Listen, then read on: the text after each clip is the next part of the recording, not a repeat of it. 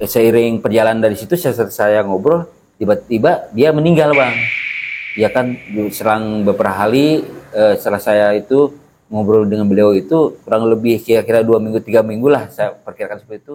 Tiba ketika pulang itu seolah-olah tuh dalam tubuhnya ada sesuatu gitu, merasa berat gitu ya kan gitu. Ketika pas saya bertanya gitu, kenapa kok nenek sini agak pucat mukanya, saya bilang gitu. Terus dia baca mantra kembali. Kemudian tiba-tiba udah saling itu lagi tuh, Bang, ya, saling tarik energi, tarik energi lagi ya kan gitu, sampai sedikit ngos-ngosan ya, kelelahan lah, kayak kelelahan gitu ya kan gitu, apa wah gitu.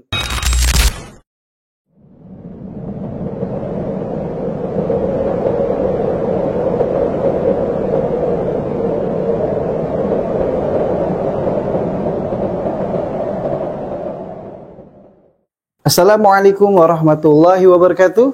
Selamat datang di MRL3. Malam ini kita udah kehadiran narasumber. Narasumber akan menceritakan tentang pengalaman mistisnya saat berada di kampung. Untuk selengkapnya langsung aja kita sapa narasumber kita. Assalamualaikum Bang Rudi. Waalaikumsalam. Boleh tahu nggak nih asal mula kejadiannya? Asal mula kejadiannya waktu itu di daerah Jawa Barat ya. Waktu itu saya masih masa-masa sekolah, ya kan. Ini di kampung saya itu ada seorang yang disebutnya dibilang orang pinter lah, yang punya kelebihan atau supranatural gitu. Saya melihat sendiri, menyaksikan itu dengan mata saya sendiri, bagaimana dia mengobatin pasiennya yang diderita sakit atau kayak semacam kayak sesuatu yang ada yang tidak mengenak dalam tubuhnya gitu. Terus saya coba untuk menyaksikan sendiri secara langsung tuh, Bang, ya kan, secara langsung ya kan gitu. Seolah kan saya nggak percaya dengan hal seperti itu kayak klinik lah gitu, kalau dibilang klinik lah, itu di luar nalar atau logika gitu, di luar logika saya. Tapi di situ saya coba untuk melihat secara langsung karena saya merasa penasaran benar atau enggak nih gitu ya kan gitu. Akhirnya tuh saya coba menyaksikan langsung untuk datang ke rumahnya, menyaksikan ya kan gitu. Saya lihat kemudian seorang pasien itu direbahin, kemudian dia membawa sesuatu ya kan di dalam suatu mangkok gitu ya kan, kemudian ditaruh di sebelah si pasien. Kemudian saya lihat itu semacam kayak ada batu di dalam mangkok itu ya kan, dalam mangkok itu. Kemudian setelah itu ditaruh Bang di atas tubuh si pasien itu ya kan, pasien itu. Nah terus setelah itu dia sambil kayak semacam melakukan ritual ya kan, dia dengan mantra ya, melakukan ritual. Saya nggak tahu mantranya apa, saya nggak paham ya kan gitu. Itu saya lihat secara dengan keyakinan saya sebagai orang Muslim lagi itu ada sedikit Islamnya ya kan.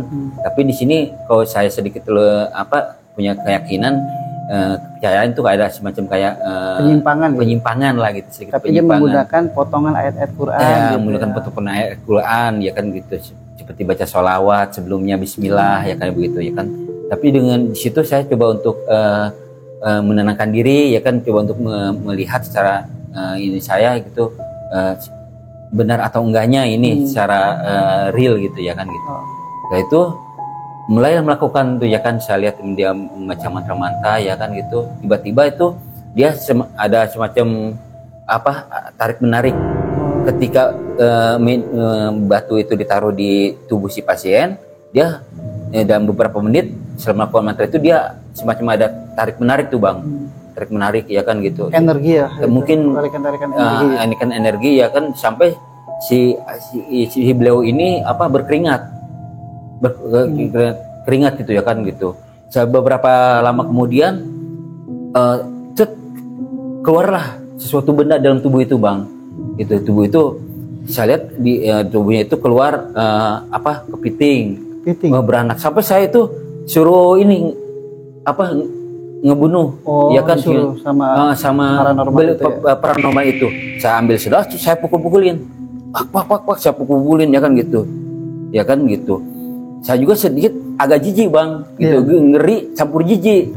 Iya, karena kenapa? Ya itu binatang yang kalau dibilang kayaknya nggak sewajarnya ada di dalam tubuh manusia gitu.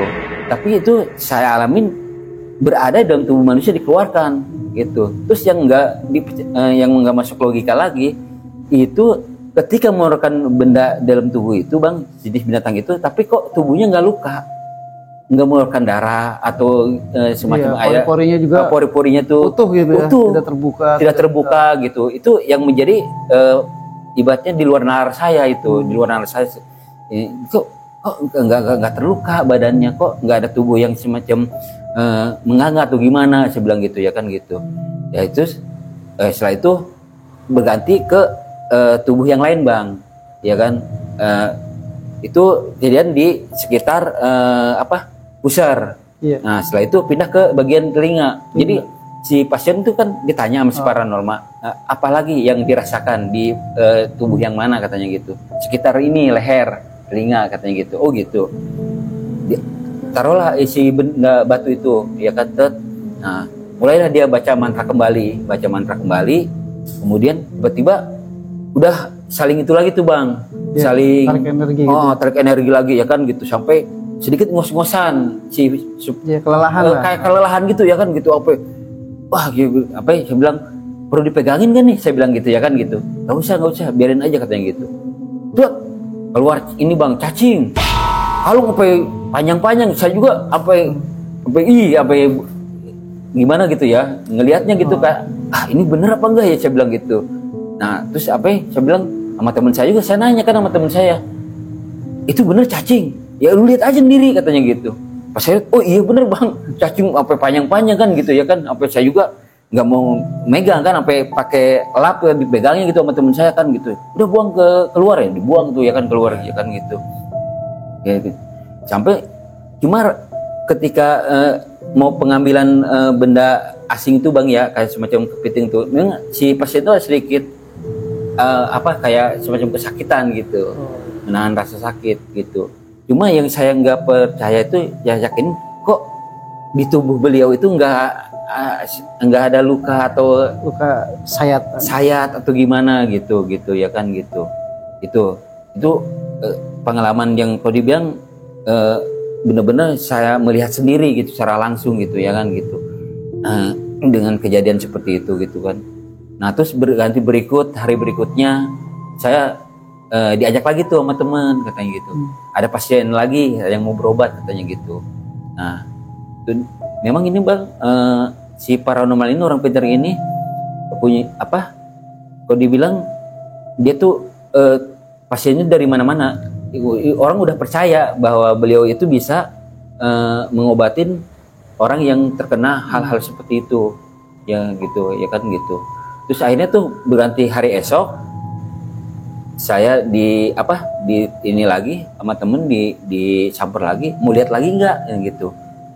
Ya udah saya lihat lagi tuh bang, ya kan, kita antara ibaratnya seru tapi sedikit ini takut gitu, ya kan, kayak nggak wajar gitu. Tapi ini memang bener gitu bang, bener-bener real gitu, ya kan gitu. Akhirnya tuh direbahin lagi dengan ganti pasien yang baru, ya kan, dengan berbeda gitu.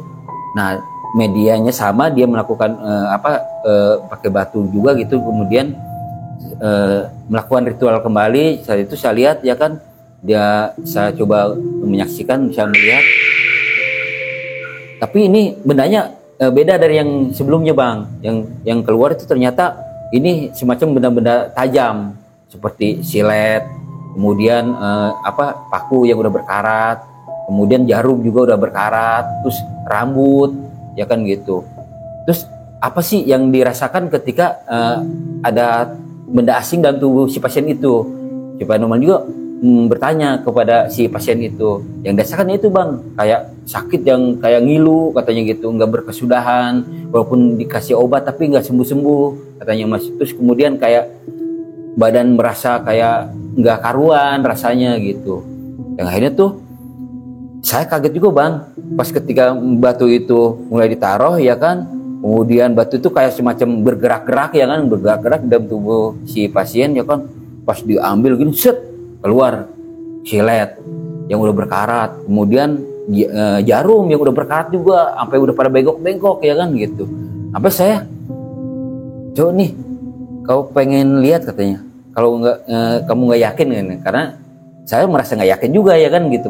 Ternyata pas saya lihat bener bang, itu benda itu memang bersemayam dalam si pasien itu gitu. Cuman yang saya herankan ini yang ganjil gitu, secara logika kan nggak mungkin dalam tubuh mengambil sesuatu apalagi itu benda tajam tanpa mengalami luka gitu, luka atau semacam kayak saya atau gimana gitu. Itu yang jadi kalau dibilang menurut saya nggak di luar nalar banget gitu. Berarti ini benar-benar kalau dibilang si paranormal ini atau orang pintar ini memiliki kelebihan yang di luar nalar manusia semestinya gitu, sebenarnya gitu. Nah dari situ berlangsung kemudian perjalanan ya kan, si paranormal ini mengalami kayak sakit ya kan, sakit, dia mulai berkurang kesehatannya, tubuhnya itu mulai berkurang ya kan gitu. Tapi di situ dia merasakan kok dibilang nggak terlalu gimana khawatir dengan dirinya gitu ya kan, khawatir. Saya coba untuk mendekatinya, saya kan ngobrol dengan beliau gitu, setelah ngobrol gitu saya bilang kenapa kok sepertinya kurang sehat, saya bilang gitu sama Anda, saya bilang gitu. Iya nih, saya merasa kurang sehat katanya gitu. Faktornya apa, saya bilang gitu. Dia sedikit bercerita masalah keluh kesahnya dia tuh ketika badannya mulai sedikit kurang sehat, merasakan pada badannya. Faktornya pertama karena ada energi yang menyerangnya secara tidak langsung. Dia juga harus merasa diserang dengan energi yang lebih dahsyat lagi ke dia gitu ya kan. Akhirnya dia coba untuk ibaratnya melawan gitu. Akhirnya dia sedikit ibaratnya mungkin kalau yang nggak kuat mah dia bisa langsung ini bang, bisa langsung tumbang atau dalam artian parah lah sakitnya, nggak akibatkan meninggal atau sampai sekarat lah, tapi dia masih bisa ibaratnya masih bisa ngobrol bertahan dari situ ya kan gitu. Oh gitu. Terus seiring perjalanan dari situ saya ngobrol, tiba-tiba dia meninggal bang ya kan. Selang beberapa hari setelah saya itu ngobrol dengan beliau itu kurang lebih kira-kira 2 minggu 3 minggu lah, saya perkirakan seperti itu. Tiba-tiba saya mendengar info beliau meninggal gitu, meninggal ya kan, meninggal. Kemudian keluarga ini saya sempat berkomunikasi, ngobrol. Ketika beliau meninggal ini, beliau kan mempunyai suatu benda yang untuk mengobatin sebagai perantaranya, saya bilang gitu. Sekarang di mana, saya bilang gitu. Tapi beliau kata keluarga itu tidak ada, lenyap begitu aja, kayak lenyap begitu aja. Dan beliau juga nggak ada omongan saya menitipkan ini atau pusakanya kayak pusaka lah gitu ya kan gitu. Tapi dia juga nggak ada omongan ke situ bang, katanya sama keluarganya. Terus ketika dia keluarganya juga mencari bendanya, pusakanya itu di suatu tempat yang suka ritualnya itu tidak ada, memang benar tidak ada bang gitu. Pas sepeninggal beliau nggak ada tuh, udah nggak ada gitu.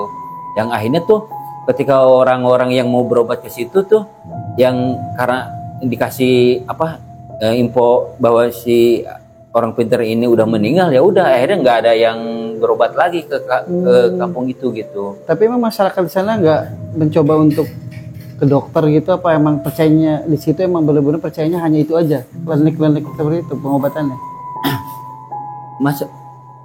Sebagian masyarakat ada yang percaya dengan medis, kedokteran gitu.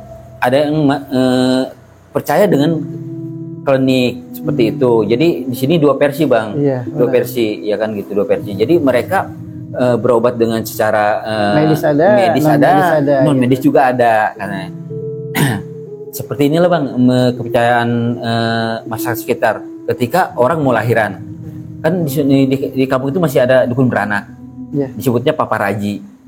Nah kalau istilah di suatu kampung itu namanya paparaji, itu dukun beranak. Nah itu ada yang lebih percaya ke dukun beranak itu hampir 90% bang. 90%. 90% itu hampir percaya. Kenapa? Karena sebagian masyarakat sekitar itu ditolong sama dukun beranak, bukan secara medis sama bidan atau dokter. Padahal di situ udah tersedia bidan ada gitu. Nah di sini sekarang terjadi semacam kayak miskomunikasi juga antara pihak medis dengan pihak yang dukun beranak gitu. Mungkin sebagian kepercayaan itu semacam udah kayak membudaya gitu bang. Kearifan lokal juga. Gitu. Kayak kearifan lokal yang matian karena ini udah terbukti dukun beranak itu nih si ini juga lahir sama ini nih sampai sebesar ini gitu ya bang gitu. Karena ada semacam penyuluhan dari suatu kepala daerah gitu untuk menerapkan secara medis yang akhirnya disediakanlah bidan untuk praktek ya kan gitu dengan memberikan penyuluhan gitu dengan ibaratnya di situ masyarakat situ coba untuk dikasih semacam penyuluhan agar bahwa secara medis juga itu bisa gitu dan itu lebih aman katanya gitu yang akhirnya tuh masyarakat itu berbondong-bondong ke kelurahan untuk dikasih penyuluhan tuh bang ya kan kasih penyuluhan. Tapi kan bagi orang yang udah melekat secara kulturalnya gitu ya budaya itu dia lebih cenderung ke dukun beranak bang gitu kayak kan gitu ya di situ kita nggak menampik hal ke situ. Memang kasusnya itu secara budaya mungkin kulturnya udah seperti itu ya kan gitu. Nah disitulah yang menurut saya klinik-klinik di suatu perkampungan itu memang masih kental gitu bang, masih kental. Mungkin karena dia masih percaya sama leluhur, keyakinan sama leluhur gitu. Kemudian mungkin istilahnya kayak kalau bahasa sekarang itu kayak punya kejawen lah ya, kayak kejawen kayak begitu. Ibaratnya lebih seolah-olah dia itu keyakinan sama leluhurnya sangat benar-benar ini kuat sekali. Jadi daya mistis atau kliniknya itu menurut saya tuh masih sangat kuat gitu. Waktu saya masih masa-masa sekolah waktu itu saya alamin pribadi gitu ya kan di situ. Itu benar-benar real gitu. Si paranormal ini seorang supranatural kalau dibilang mempunyai kelebihan secara di luar nalar gitu, di luar nalar banget gitu. Kalau saya alamin gitu. Nah selain itu juga tuh saya mengalami hal yang lain tuh bang. Sepeninggalnya si paranormal ini ya kan gitu, ada hal kejadian yang dibilang sedikit mistis atau kalau dibilang ya ada semacam kalau dibilang teror lah, kayak teror gitu, klinik kayak semacam klinik juga ya gitu. Itu kejadian waktu itu ada satu di kampung itu yang meninggal kemudian nenek saya itu melayat. Ibaratnya bertajiah lah kalau cara Islamnya kita ya, cara Islam bertajiah. Tiba-tiba tuh ketika udah nyampe rumahnya bang, melewati halaman rumahnya, itu dulu kan rumah dulu cuma kayak panggung lah, masih panggung ya, kayak panggung gitu ya kan. Tiba-tiba ada penampakan makhluk astral lah gitu ya kan, itu tinggi, gede, kemudian kayak berbulu ya kan, dengan sorotan mata yang tajam ya bergigi caling gitu ya kan gitu. Itu di situ nenek sedikit shock melihat itu ya kan, cuma dengan keyakinan dia dicoba untuk menenangkan diri ya kan gitu, coba tenang gitu, karena ini gue kematian mungkin udah kewajiban seorang muslim kan untuk bertajiah ya bang ya, sebagai orang Islam kan seperti itu. Dia coba untuk masuk, tapi dia di situ dia ketika udah melihat makhluk itu, udah dia yakin, dia tiba-tiba kan menghilang tuh bang ya, karena dia ibaratnya mungkin secara goib, saya nggak tahu saya berkomunikasi enggaknya ya kan gitu. Makhluk itu akhirnya dia menghilang, kemudian nenek masuk ya kan ke dalam ya kan gitu ya, masuk, kemudian setelah itu selesai dia pulang. Cuma ketika pulang itu seolah-olah tuh dalam tubuhnya ada sesuatu gitu, merasa berat gitu ya kan gitu. Ketika pas saya bertanya gitu, kenapa kok nenek sih agak pucat mukanya, saya bilang gitu. Terus seolah kayaknya pandangannya agak ini bang, agak beda gitu, kayak sedikit ada apa, saya bilang gitu. Emang nenek habis dari mana, saya bilang, saya tanya gitu. Habis ngelayat kan itu meninggal katanya gitu. Oh gitu. Cuma tadi pas ketika saya nenek nyampe rumahnya, tiba-tiba ada makhluk semacam kayak astral lah gitu, tinggi gede, berbulu, mata tapannya tajam, matanya merah gitu ya kan, kemudian bercaling gitu. Itu yang bikin sedikit shock gitu. Ya itu ini merasa gimana gitu, kayak semacam kalau dibilang istilahnya apa ya, ketempelan apa gitu ya, kayak begitu ya kan gitu. Akhirnya dia terus saya bilang sama kakek kan, saya bilang gitu. Akhirnya tuh saya bilang gitu tuh, kemudian kakek suruh ya udah coba kesini katanya, masuk gitu. Ya akhirnya sebisa mungkin saya lihat kakek tuh kan, ya kakek orang sedikit agamis ya, yang akhirnya coba untuk menenangkan nenek saya ya kan, dengan membaca beberapa ayat Al-Quran ya kan gitu ya kan, dengan media air putih bang. Dia sampai nyuruh saya tolong ngambilin air putih katanya gitu. Akhirnya tuh langsung sama kakek saya dibacain beberapa ayat suci Al-Quran, yang kemudian dikasih ke nenek saya. Ya kemudian agak tenang tuh, kemudian direbahkan. Terus dari situ selang berapa lama udah mulai ini ibaratnya kayak semacam tidak apa sih, normal lagi kayak biasanya gitu bang, kayak seperti yang tadi saya lihat itu, kayak pandangannya kayak kosong kayak begitu ya kan. Tiba-tiba berselang beberapa menit setelah dibacakan ayat suci Al-Quran dengan media air putih itu, alhamdulillah akhirnya ini normal kembali. Itu di situ itu kejadian kalau dibilang di luar nalar, kemudian sedikit agak mistis ya, kemudian agak ya kalau dibilang mungkin di perkampungan itu masih agak klinik bang, benar-benar sangat kental lah itunya, segi mistisnya ya, segi mistisnya. Maaf bang, saya ngalamin lagi tuh waktu selang berapa bulan tuh ya kan, selang berapa bulan setelah ya kejadian itu, tiba-tiba saya dikejutkan penampakan bang. Itu penampakan ya kan, penampakan tuh awalnya tuh ketika tuh malam-malam, ceritanya gini, malam-malam setelah saya ibaratnya ngobrol santai, tiba-tiba kakek saya nyuruh untuk kita ngadem yuk katanya, di luaran, di pekarangan katanya gitu. Akhirnya nyuruh saya untuk ngambil tikar bang, gitu, ambil tikar. Ya, dulu kan tikarnya masih di bang, kayak dari anyaman apa sih? Pandan ya, dari anyaman pandan gitu ya kan, dari anyaman pandan gitu. Ambillah saya tikar kan gitu di dalam ya kan. Saya gelar ya kan. Kemudian nenek kan tadi sore habis apa sih ngerebus ubi sama singkong ya kan gitu. Nah, kalau kata istilah Jawa Barat mah nyihanet lah gitu, atau kita, apa sih, sambil ngobrol santai gitu ya kan, ibaratnya kayak gitu, ngopi santai gitu. Kalau kebetulan saya nggak suka kopi ya kan, ya, bikin teh lah saya gitu, diceret.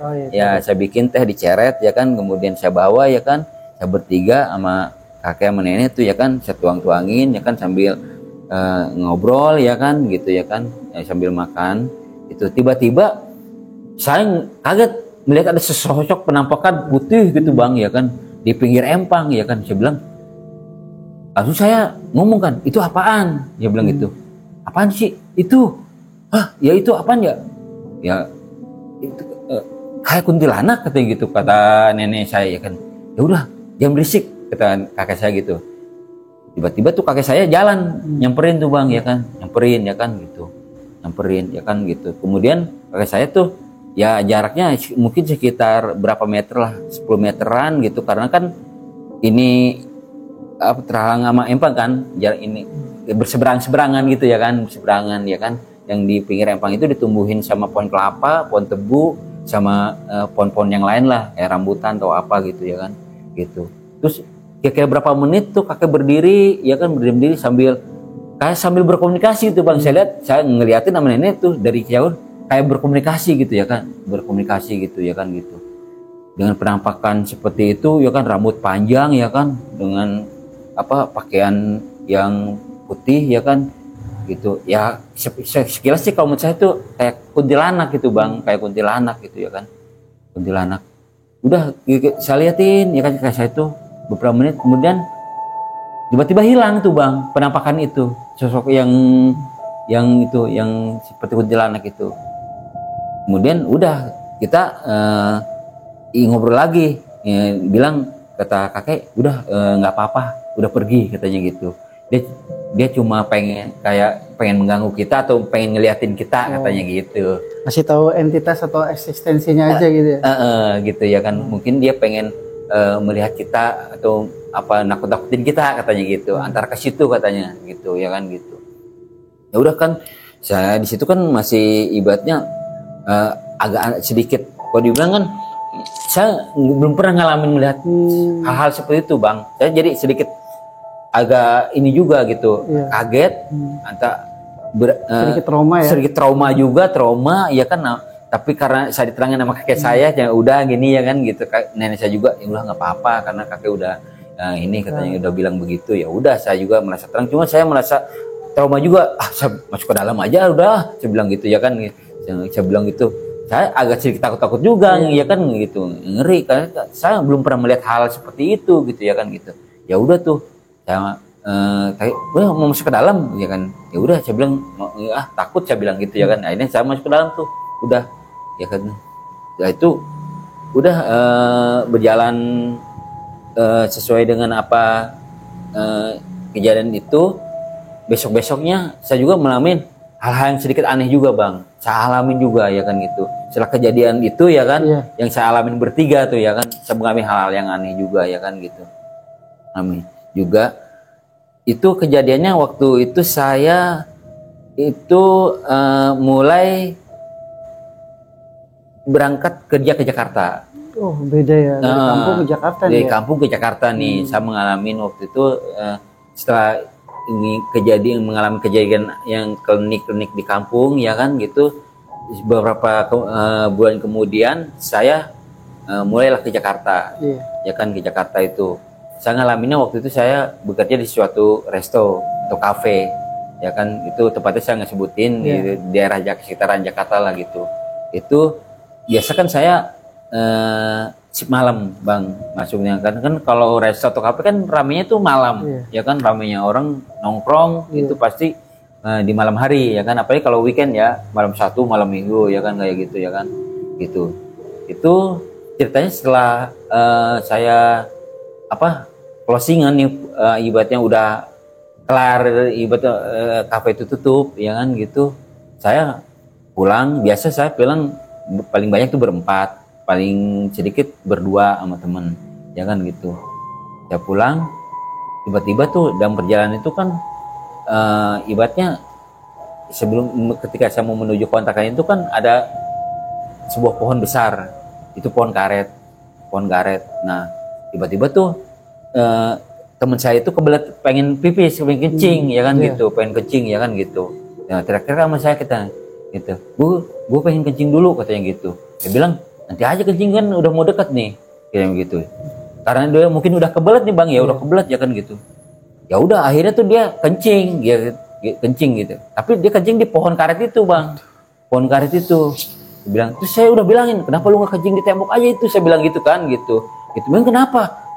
Nggak napa-napa sih, saya bilang gitu. Gue udah kebelet katanya gitu. Oh ya udah nggak apa-apa, saya bilang gitu. Ya udah tuh. Udah kencing itu ya udah kita jalan lagi bang sambil ngobrol ya kan, sambil ketawa-tawa ya kan, gitu ya kan. Tiba-tiba sampai kontrakan ya kan gitu, saya masuk kamar mandi, bersih-bersih lah, cuci tangan, cuci kaki ya kan gitu, cuci muka. Tiba-tiba pas udah kelar gitu ada yang berteriak-teriak ya kan. Saya kaget, ada apa nih, saya bilang gitu ya kan gitu. Tiba-tiba teman saya lari ke saya, cepetan nah, ini tolongin katanya gitu. Ini nah kenapa? Tiba-tiba itu kayak kesurupan bang, ya kan.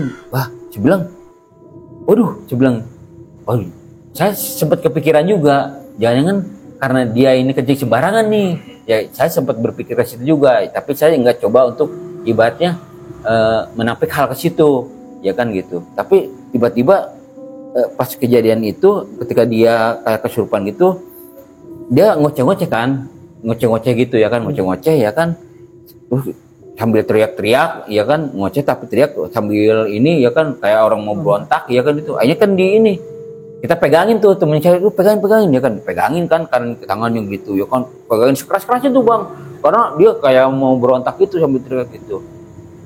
Nah dari ocehannya itu yang keluar tuh katanya, lu udah ganggu gua katanya gitu, lu udah ganggu gua kenapa katanya gitu, ganggu kenapa, saya bilang. Akhirnya di situ kan saya bertanya ya kan, ini antara sadar apa nggak sadar nih dia ngoceh gitu ya kan gitu, lu udah ganggu gua sambil gini bang ya kan, lu udah ganggu gua. Saya bilang, ganggu gimana, saya bilang gitu. Teman saya ngusulin tuh, udah coba kamu kan bisa ngaji katanya gitu ya kan, coba bantu siapa tahu katanya gitu.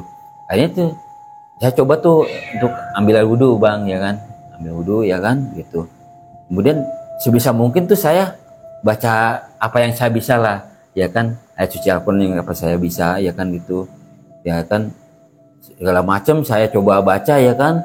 Kemudian perlahan-lahan tuh udah mulai ini agak sedikit dari dia ngoceh gitu ya, agak mulai si inilah gitu normal lagi ya kan. Setelah itu baru tuh tiba-tiba pas saya baca suatu surat ini ayat suci Al-Quran, dia udah rebahan, tiba-tiba juga rebahan dia kan gitu, rebahan tidur, tidur lah merem gitu ya kan gitu. Cuma saya merasa khawatir sama kawan-kawan nih, takutnya dia seperti yang barusan tadi saya bilang gitu ya, tapi jangan dulu pergi, saya bilang tungguin dulu, saya bilang gitu ya kan. Ya udah saya tungguin tuh bang, bertiga tuh sama temen ya kan, sama kawan, saya tungguin ya kan gitu, sampai saya begadangin sampai subuh itu, sampai menjelang pagi. Alhamdulillah dia tertidur ya kan gitu. Akhirnya tuh udah saya tinggalin, saya tutup pintu ya kan, saya ke kontrakan masing-masing pulang ya kan. Tiba-tiba siang kira-kira jam 10 atau jam 11-an ya kurang lebih lah, itu yang saya tahu. Nah dia bangun, kemudian teman saya juga udah pada bangun tuh ya kan gitu, bilang kayaknya udah bangun dah katanya, coba lu samperin, saya bilang gitu. Samperin tuh bang teman saya ya kan, samperin. Akhirnya ditanya gitu ya kan, lu semalam kenapa, dia bilang gitu, kok lu teriak-teriak sampai lu mau ini apa, kayak orang-orang mau berontak, saya bilang gitu. Enggak gimana ya gitu. Dia nggak sadar bang, karena itu di luar kesadaran dia ternyata gitu. Dia mengalami hal kayak itu di luar kesadaran dia gitu, di luar kesadaran dia. Bilang nggak kenapa-napa, enggak apa yang lu rasain sekarang, badan gue pada sakit nih katanya gitu, kayak pegel-pegel katanya gitu ya kan gitu. Kok tangan gue kayak pegel banget gitu, padahal kan ya kalau itu dipegang kenceng-kenceng kan semalam ya kan gitu ya kan. Oh gitu, oh iya, tapi cuma saya nggak bilangin bahwa dia itu kesurupan gitu ya kan. Cuma dia merasa kaki pegel ya kan, tangan pada pegel. Oh gitu, saya bilang gitu. Oh ya udahlah kalau gitu ya kan gitu. Ya udah dari situ ya kita ngobrol santai tuh bang, kita ngobrol aja biasa ya kan gitu ya kan, ngobrol bilang gitu ya kan. Cuma di situ saya bilangin kalau bisa nih lain kali nanti kalau misalkan kita pulang lewat situ, saya bilang gitu, lu jangan sembarangan, saya bilang gitu, buang air kecil, ya bilang gitu ya kan. Minimal mengucap salam lah. Kalau enggak lu baca-baca apa, bismillah kayak apa, saya bilang. Kalau enggak lu apa sih misi-misi, saya bilang gitu ya kan gitu. Memang kenapa sih katanya, kata dia sempat bertanya gitu. Enggak kenapa-napa sih, saya bilang gitu ya kan. Cuma gue ngebilangin aja nih gitu ya kan gitu. Saya bilang ngebilangin aja, saya bilang gitu ya kan gitu. Bang, saya mau nanya nih, itu waktu abang ngeliatin langsung, tadinya abangnya nggak percaya, skeptis ya, nggak percaya sama hal mistis gitu ya? Saya nggak percaya sama sekali bang, nggak percaya. Saya mau nanya nih, itu hewannya apa aja dan keluar dari anggota tubuh bagian mana aja tuh? Hewannya apa aja saat itu nih, yang abang lihat? Yang saya lihat bener-bener yang saya lihat itu hewannya kepiting, tapi anak-anakannya tuh bang kecil-kecil, sampai banyak banget gitu, keluar dari pusar ya kan. Terus ini apa cacing tanah yang panjang itu bang tuh, itu dari mana? Dari telinga itu sampai kayak narik tambang tuh bang, itu yang si Parno kayak begini ya kan gitu. Sampai saya juga jijik ngelihatnya gitu bang, itu antara saya percaya dan tidak gitu, tapi saya lihat sendiri gitu, itu benar-benar real gitu. di depan saya gitu, saya menyaksikannya gitu. Ya. Sama yang tadi tuh benda-benda tajam, kayak silet, kemudian paku yang udah dari berkarat, pori-pori dari pori-pori keluar ya kan, dari persendian kaki, ya kan gitu ya Bisa kan. digambarkan itu. Ya kan. Kalau nggak ngeliat langsung. Kalau secara medis kan bang, kalau keluar benda asing dalam tubuh kan ada yang luka atau tersayat gitu. Kalau ini enggak gitu, sama sekali gitu. Itu yang di luar nalar saya itu di luar logika saya gitu. Kok bisa ya seperti itu gitu. Abang mau ada yang disampaikan nggak buat sahabat misteri di rumah nih? Mungkin lebih banyak mendekat pada Allah atau silakan bang. Ya kalau pesan dari saya sih, di dunia ini kan tercipta dua alam ya bang ya. Benar. Alam gaib dan alam nyata. Nah, kita tergantung keyakinan kita. Kita sebagai punya ibaratnya keyakinan secara Islam, saya percaya Allah itu punya kekuasaan dari segalanya, apa yang diciptakan sama Allah Subhanahu Wa Taala. Nah, kita sebagai makhluk, sebagai manusia nih, pasti ciptaannya itu dari kejadian yang saya alami ini mungkin kayak seperti si paranormal itu dikasih suatu kelebihan sama sang pencipta, ya kan, tanpa itu ibaratnya itu dia beragama apa, punya keyakinan apa, ketika Tuhan memberikan suatu kelebihan secara di luar nalar pasti akan dikasih. Nah di situ kita harus yakin juga dengan kelebihan seorang seperti itu bang, dengan ibaratnya secara di luar nalar kita percaya, secara yang gaib itu kemudian kayak penampakan suatu makhluk, ya kan. Di Al-Quran udah dijelaskan ada jin, ada setan, itu ibaratnya ada malaikat juga.